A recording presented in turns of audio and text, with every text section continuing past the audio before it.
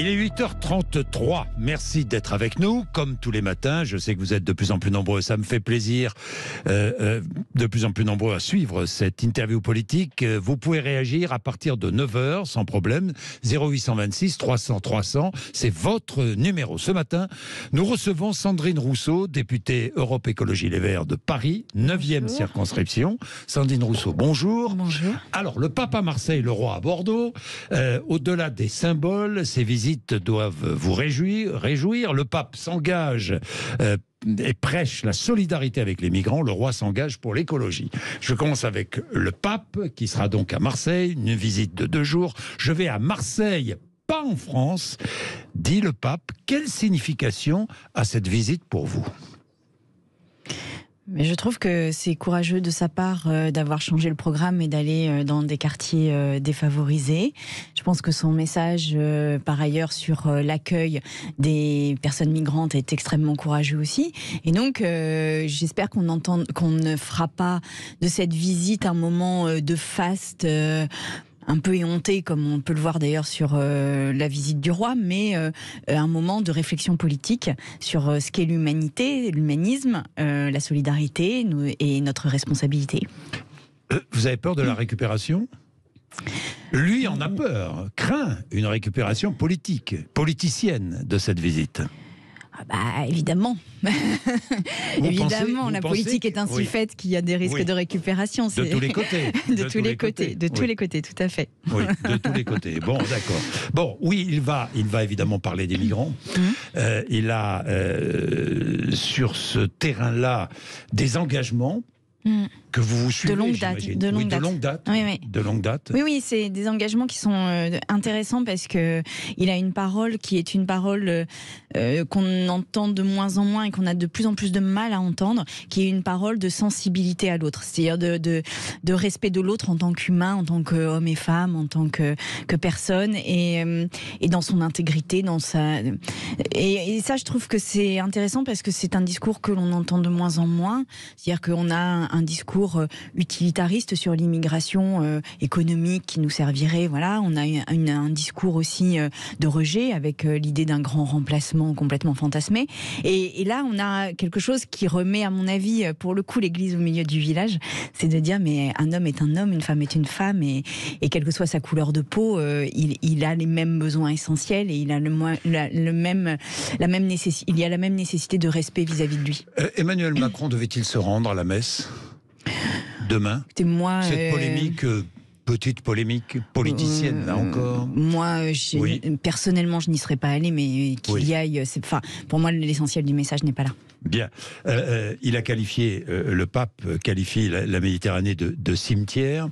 Il s'est engagé, vous le dites, et j'entends, à côté de cette visite, j'entends des comparaisons sur cette crise migratoire, ce drame migratoire, des comparaisons avec les migrants venus d'Ukraine. Je ne comprends pas très bien cette comparaison. Est-ce qu'on peut comparer l'accueil des migrants ukrainiens et celui des migrants venus d'Afrique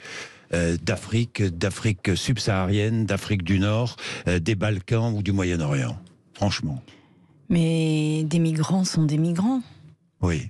Et il faut les regarder comme des personnes qui ont besoin d'aide, en fait. Qui ont besoin d'avoir de quoi manger, dormir, probablement de quoi avoir du travail. Et en fait, quel que soit l'endroit du monde d'où ils viennent, ils ont des besoins essentiels.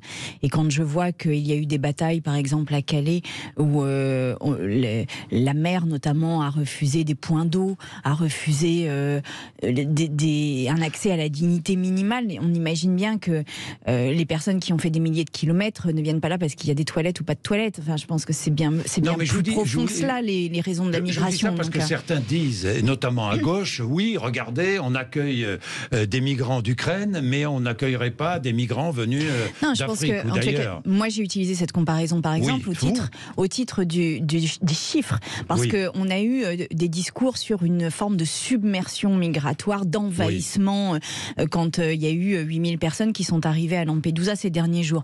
En effet, 8000 personnes pour pour une petite île, c'est beaucoup. Mais par contre, 8000 personnes à l'échelle de l'Europe, c'est rien du tout. C'est-à-dire, c'est un chiffre que l'on peut très bien 8000 absorber. personnes sur quelques jours. Bon, on en est peut-être à 15 000, à 20 000. Sur quelques jours, mais je rappelle que il y a 500 000 titres de séjour qui sont accordés par an en France. Donc, je veux dire, 8000, c'est pas grand-chose. Et par ailleurs, quand les Ukrainiens ont fui la guerre, eh bien, on a accueilli plus de 4 millions de personnes. Donc, en fait... on les a accueillis plus facilement, selon vous ? Je pense qu'on les a accueillis plus facilement. Parce qu'ils sont blancs ? Européens ? Sans doute que ça joue, oui. Parce qu'ils sont blancs. En tous les cas, ce dont on a peur quand on parle de submersion, quand on parle de remplacement, c'est l'idée que...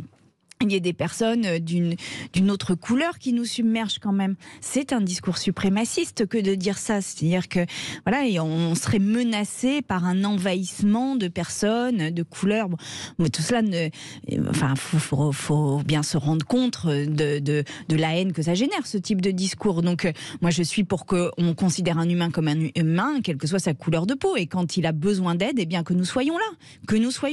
Et après, nous pouvons avoir une politique migratoire et définir les critères au nom desquels nous accueillons ou pas. Et ça, je veux bien rentrer dans ce débat-là, mais en urgence, quand les gens arrivent, ils ont avant tout besoin de ce qui fait l'essentiel de la vie, c'est-à-dire boire, manger et avoir un endroit où dormir. Eh bien, accueillons-les dans l'urgence avec cette humanité. Enfin, il me semble quand même que c'est le minimum qu'on leur doit. Et ensuite, ne les voyons pas comme des dangers menaçant quelque chose chez nous, mais au contraire, regardons-nous comme étant renforcés dans les valeurs que nous défendons, qui sont des valeurs de liberté, d'égalité et de fraternité, en accueillant les autres et en se disant que parce que nous accueillons les autres, eh bien nous-mêmes, nous en sortons grandis. Sandrine Rousseau, la visite du roi, le roi qui est un défenseur de l'écologie, de la biodiversité, ça doit vous réjouir. Le pape aussi d'ailleurs, et on oublie trop souvent Laudato Si qui était un texte avec une portée écologique extrêmement forte. Oui, ça doit vous réjouir. Cette visite du roi d'Angleterre en France. Oui, non. Oui, non, je ne sais pas, moi, je vois votre sourire. Je salue l'engagement écologiste du roi. Je salue d'ailleurs aussi le fait que quand il a été couronné, dans la tradition qui voulait que les personnes de son royaume fassent un repas, il a proposé une tarte végétarienne. Bon, donc je pense qu'il a une véritable conscience écologiste. Maintenant, je suis quand même un peu heurté et même questionné sur le faste avec lequel il est reçu, parce que je ne suis pas pour qu'on soit comme ça dans un faste qui est en décalage complet avec la vie des gens, et j'aime beaucoup les modes de gouvernement qui sont beaucoup plus modestes et beaucoup plus en phase avec la population. D'ailleurs, sa mère a donné des gages de ça à des moments, alors pas tout le temps, mais à des moments. Je ne sais pas, moi. Je préfère, par exemple, la manière dont une Angela Merkel, et pourtant je ne partage pas ses idées, mais dont une Angela Merkel accueillait ses convives plutôt que le Palais des Glaces, la Galerie des Glaces d'Emmanuel Macron, et surtout de cette espèce de mise en scène permanente d'un pouvoir dans le luxe, alors que vraiment là aujourd'hui tant de personnes sont dans la difficulté. Les événements se succèdent ce week-end. Manifestation demain à l'initiative de LFI, d'une centaine d'associations et de syndicats contre la violence policière, contre le racisme dans la police, pour la justice sociale et l'autorisation du port de l'abaya dans les écoles. Vous irez manifester, j'imagine. Oui. Vous irez manifester. Est-ce que il y aura aussi dans la manifestation certaines associations qui dénoncent un apartheid en Israël? Vous dénoncez cela ? Je ne soutiens pas le régime d'extrême droite israélien, et je ne soutiens pas l'extrême droite d'une manière générale, quelle qu'elle soit. Enfin, j'ai pas de sujet avec ça. Mais est-ce qu'il y a un régime d'apartheid en Israël? Quand on ne peut pas aller se rendre à son travail de manière libre, alors même que on a un contrat de travail, voilà, je pense qu'il y a une situation qui est difficile. Oui, il y a une situation qui est difficile.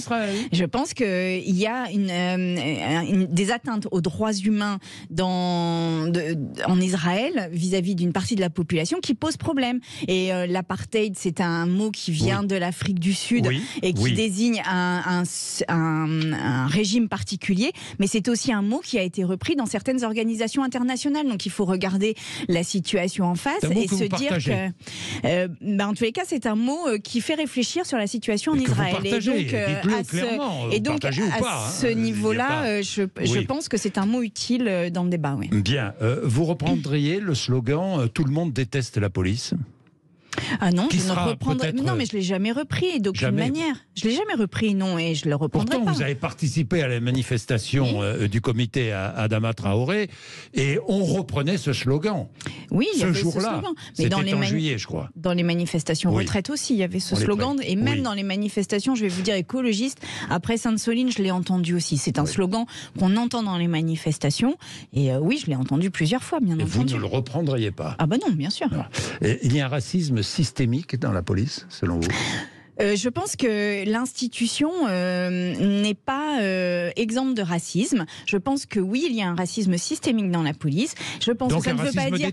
Je ne veux pas dire que les policiers sont racistes, parce que ça, je pense qu'il y a des policiers qui subissent ces consignes et qu'il y en a bien d'autres qui ont à cœur d'être dans une égalité de traitement absolue, et je les en remercie d'ailleurs.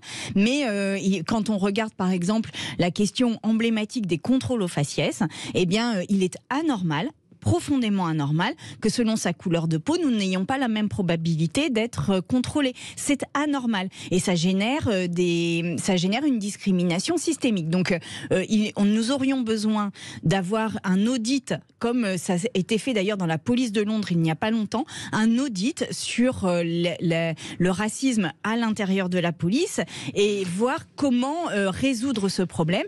Et aujourd'hui, nous sommes dans une non prise en compte de ce sujet, c'est-à-dire que nous balayons ces arguments en disant non, il n'y en a pas, oui, il y en a. Et en fait, nous ne sommes pas dans une analyse objective de la situation. Et moi, je demande à ce qu'il y ait une analyse objective de la situation. Parce que nous ne pouvons pas rester sur des procès d'intention ou sur des statistiques qui sont effrayantes. Et je parle des contrôles aux faciès, par exemple. Donc, nous devons regarder en face et avec courage et sérénité la situation et prendre les décisions qui vont avec, qui iront avec le diagnostic qui sera posé. La police de Londres a réussi à le faire, ça n'a pas été simple, mais elle a réussi à le faire. Pourquoi la police française n'y arriverait-elle pas ? Bien, Sandrine Rousseau, j'ai quelques questions, évidemment, qui concernent l'environnement, l'écologie. Le prix des carburants, bloquons les prix à 1,40 € ou 1,50 €, demande LFI, TVA à 0, demande le RN, vente à perte, propose le gouvernement. Et vous, que proposez-vous ? Moi, je pense que là, on ne peut pas aller vers une aide vers tout le monde. Je suis désolée, mais quand on a un 4x4 en ville, on n'a pas besoin d'une aide sur l'essence. Ça n'est pas vrai. Par contre, quand on est aide à domicile... Donc on ne bloque pas les prix. Quand on est aide à domicile et qu'on travaille chez les gens et qu'on a beaucoup de kilomètres à faire en ruralité, on a besoin d'une aide. On a besoin d'une aide. Donc en fait, là, il faut regarder au cas par cas et surtout prendre des mesures qui soient des mesures structurelles. Parce que j'en ai vraiment marre qu'à chaque augmentation de l'essence, on mette des gens dans une immense difficulté et qu'on ne prenne pas de mesures structurelles qui permettraient de les sortir de l'ornière. Donc les mesures structurelles, elles sont simples. C'est quand on ne peut pas se passer de voiture, eh bien on développe des véhicules légers électriques pour les personnes qui ne peuvent pas se passer de leur voiture et on développe des mesures qui permettraient de ne pas avoir besoin de sa voiture. Ça veut dire des transports en commun, ça veut dire du covoiturage, ça veut dire le train gratuit, ça veut dire aussi la démobilité, c'est-à-dire ça veut dire par exemple développer massivement le télétravail actuellement. Oui. Pourquoi aujourd'hui, alors que l'essence est à 2 € ou avoisine les 2 €, pourquoi nous ne développons pas massivement et de manière exceptionnelle le télétravail ? Ça permettrait à plein de gens de ne pas avoir à prendre leur voiture. Et pour ceux qui ne pourraient pas, eh bien alors il faut des aides. Mais uniquement pour ceux qui ne pourraient pas s'en passer. Et il faut arrêter d'imaginer que nous allons nous en sortir dans la crise climatique dans laquelle nous sommes avec des aides systématiques à tout le monde sur l'essence. Ça n'est pas vrai. Donc maintenant, il nous faut une politique structurelle sur le moyen et long terme pour faire en sorte que ceux qui ont besoin de la voiture, qui rendent service à plein d'autres gens, eh bien, aient des aides suffisamment importantes pour qu'ils ne soient pas étranglés par le prix de l'essence et vraiment qu'ils s'en libèrent. Et de deux, qu'on diminue les émissions de carbone massivement en allant vers des mesures structurelles de transport en commun. À court terme, À court terme, il y a Eh des bien, décisions à prendre. Non, mais à là, court terme. mais les décisions Oui. à prendre, c'est l'augmentation du remboursement des frais de transport, par exemple. Qui, dans le budget de la sécurité sociale, on va avoir la question pour les aides à domicile ou pour les infirmières ou pour tous les médecins, enfin tous ceux qui se déplacent chez les gens. Eh bien, le prix de remboursement de leurs frais de transport n'est pas proportionnel au prix de l'essence. Ça, par exemple, ça doit absolument sauter. Absolument, c'est-à-dire qu'on doit avoir un remboursement en frais réels. Donc ça fait partie des mesures qui soulageraient bien des professionnels déjà. Et par ailleurs, il faut des chèques pour les personnes qui sont les plus en difficulté, mais uniquement celles qui ne peuvent pas se passer de la voiture. Bien. Et avec une mesure structurelle pour s'en passer. Bien, liste Europe Écologie Les Verts aux européennes. Ah bah pas. oui. Oui, il faut. Ah non, moi, à titre personnel, je suis pour une liste d'union. Mon parti, démocratiquement, a pris une autre décision. Je respecte cette autre décision. Vous respectez cette décision, même si vous n'êtes pas d'accord. Bien sûr, c'est la démocratie. Et d'ailleurs, ça fait partie des leçons que devrait apprendre Emmanuel Macron, c'est qu'en démocratie, il faut apprendre à perdre. Et que oui, là, en l'occurrence, le parti a pris une décision qui n'est pas la mienne, qui n'était pas sur ma ligne, mais je respecte cette décision qui a été prise de manière démocratique. Entre Jean-Luc Mélenchon et certaines de ses outrances, entre Fabien Roussel, avec lequel vous n'êtes pas très d'accord, où va la NUPES? Mais où va la NUPES, franchement? Moi, je vais vous dire, dès le premier jour de la NUPES, on m'a posé la question où va la NUPES. Donc, elle va là où est son destin. Et son destin est de gagner les prochaines élections pour offrir une alternative. Enfin, diviser. Non, mais pas sur les euros. Pas celle-là. Non, mais la présidentielle.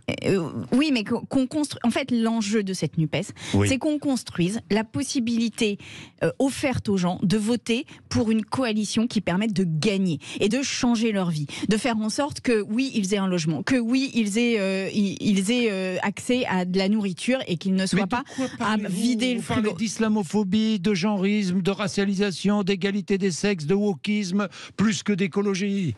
J'ai passé ma semaine. C'est ce qui s'est passé à la fin de l'été, vous en convenez. J'ai passé ma semaine à parler de RSA, de protection des personnes les plus fragiles. J'ai passé mon année à parler des retraites et de protection des travailleurs. J'ai passé mon année parlementaire à ne parler que de questions sociales. Mais ce que vous retenez, ce sont les sujets qui vont faire la division. Mais moi, je n'ai parlé vraiment. Et regardez mes prises de parole, par exemple, à l'Assemblée, qui est quand même l'essentiel de ma mission actuellement. Regardez mes prises de parole à l'Assemblée. Elles ne parlent quasiment que de social. Par contre, je défends l'égalité sur d'autres sujets. Oui, et ça, je ne renierai jamais ça. Mais l'essentiel est faire en sorte que les gens aient de quoi vivre dignement. Et c'est ça mon combat. Et que l'on regarde l'écologie de manière les Verts n'ont pas perdu sa boussole écologique. C'est la question que je vous pose.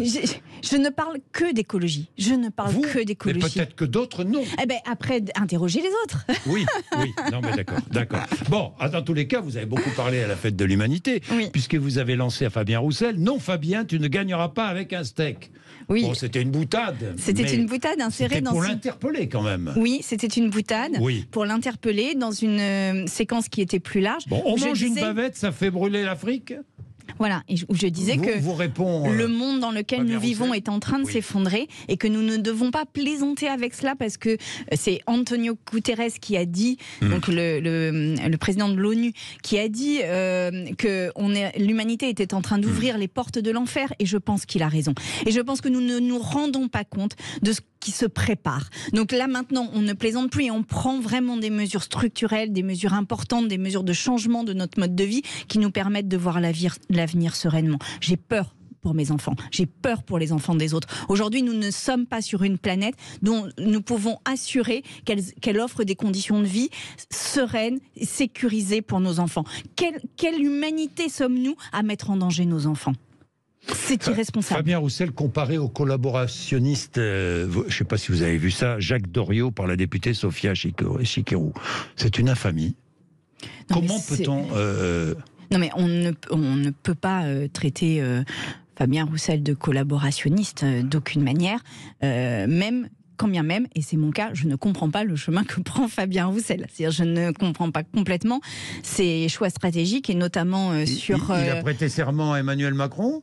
Non, je pense pas, mais en tous les cas, sur les questions écologiques, je m'inquiète d'une forme de climato-scepticisme à gauche et je voudrais lui dire, Fabien, ne franchis pas cette ligne parce que nous ne sommes pas nombreux à dénoncer l'effondrement climatique qui est en cours et à essayer de trouver des solutions. Donc, ne te prête pas à cela. C'est une facilité électorale peut-être, mais c'est une irresponsabilité politique. Alors, projet de loi France Travail adopté en commission des affaires sociales.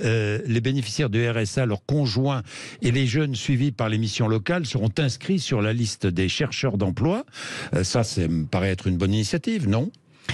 Oui, ils seront inscrits sur les listes de demandeurs d'emploi, mais ce qui est très choquant dans ce texte, c'est que leurs conjoints aussi. Au nom de quoi ? Au nom de quoi ? Au nom de quoi les conjoints des personnes qui bénéficient du RSA seront-elles inscrites sur les listes Pôle emploi ? C'est très grave en fait. C'est très grave. Ça vous choque, ça. C'est pour ça que vous ne voterez pas d'ailleurs ce texte, si j'ai bien compris. Hein. Non, je ne voterai absolument pas. Oui, contrat d'engagement pour les bénéficiaires du RSA. 15 à 20 heures d'activité. Alors, activité, ça peut être de l'insertion, de la formation. Vous vous battez contre, mais pourquoi ? Parce qu'il y a aussi la possibilité de faire des emplois, et notamment dans les attendus du rapport, il y a l'idée qu'on manque de salariés dans des secteurs de très faible qualification, et donc il y a un risque que nous allions vers des lois comme ce qui s'est passé en Allemagne, qu'on appelle les lois Hartz, c'est-à-dire des boulots pour 500 € à l'époque, et pour nous ce serait le RSA avec 15 heures de travail. Mais surtout, ce que je voudrais dire, c'est que cette loi, le but de cette loi, c'est de pouvoir avoir la main sur les radiations des personnes qui bénéficient du RSA. Et il y a par exemple des choses totalement scélérates dans cette loi du type il faut une participation active à des formations, des activités. Qu'est-ce qu'une participation active ? J'ai posé cette question à LREM, enfin à Renaissance dans la commission. Oui. Est-ce que par exemple une personne qui est dans une formation et qui ne parlerait pas, est-ce qu'on pourrait la radier au nom de cela ? Eh bien peut-être que oui. Parce qu'en fait, cette loi, elle ouvre une forme d'arbitraire. Et par ailleurs, elle ne prend pas en compte que, par exemple, quand on a le RSA, ça n'est pas si facile que ça de payer le transport pour aller à une formation. Est-ce que vous ne pensez pas que ça peut aider les bénéficiaires du RSA à s'en sortir, à trouver un chemin, à trouver un avenir, à trouver, je ne sais pas moi, non ? On les aide en les respectant. On ne les aide pas en les menaçant. Cette loi, elle les terrorise. Cette loi, elle est faite pour les terroriser, pour faire en sorte qu'ils aient peur de perdre leur RSA. Mais elle les aide à retrouver le chemin du travail. Non, elle les aide à avoir peur de perdre leur RSA. C'est une loi qui les terrorise. Et ça, c'est scandaleux, parce que ce sont déjà des gens qui n'ont pas les moyens de manger, qui sont dans une survie permanente. Terroriser ces gens-là, c'est scandaleux. Alors, je vais vous dire, oui, il faut de la formation. Mieux vaut les laisser avec le RSA. Je rappelle le RSA, 603 €, hein, c'est bien 607 ça. 607 €, ouais. 607 €. 607 € par mois. Le RSA. Mieux vaut les laisser donc dans cette situation. Non mais c'est pas de détresse. Non mais à 607 € par mois plutôt que de les aider à trouver un chemin. Dans le RSA, il faut absolument un accompagnement, mais cet accompagnement, ça n'est pas un accompagnement encore une fois de terreur. C'est un accompagnement qui fait que quand on a des addictions par exemple, eh bien il y a des soins qui peuvent être prodigués. Quand on a des problèmes psychologiques, eh bien il y a un accompagnement psychologique pour ces personnes. Quand on a des maladies, il y a un accompagnement médical. Là, dans la loi, par exemple, il y avait, nous avons réussi à le faire sauter, mais il y avait au départ le fait que quand on était en invalidité, y compris à des taux très élevés d'invalidité, eh bien, on était quand même inscrit à Pôle emploi et on était obligé de faire les 15 à 20 heures d'activité. Où sommes-nous ? Dans quel monde sommes-nous où nous n'avons plus la sensibilité nécessaire pour comprendre qu'une personne en invalidité, eh bien, on ne peut pas l'obliger à travailler ou à faire une activité. Dans quel monde sommes-nous ? Là, ce sont des gens qui, encore une fois, sont en situation de survie. Moi, vraiment, ça me met très en colère. Parce que, par exemple, le patron de Total, on ne l'embête pas, lui. Parce que les personnes les plus riches, on ne les embête pas. Elles s'enrichissent. On est le 3e pays où il y a le plus de millionnaires. Ça, eux, on ne les embête pas. Par contre, on va aller mettre notre genou sur la nuque des personnes au RSA.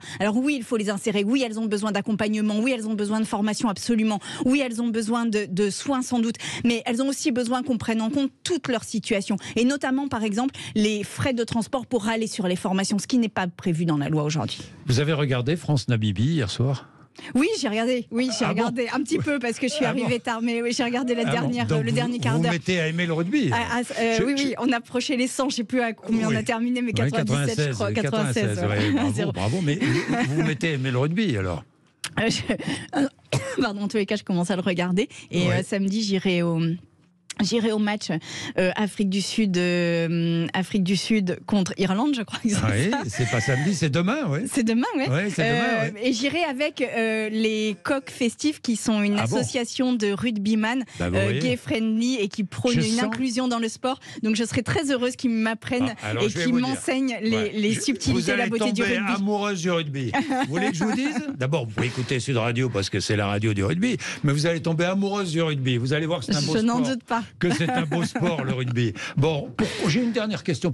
Ça vous gêne parfois qu'on se moque de vous, ou que ça vous fait mal, ou on se moque de vous sur les réseaux sociaux, ou parce que vous, je sais pas.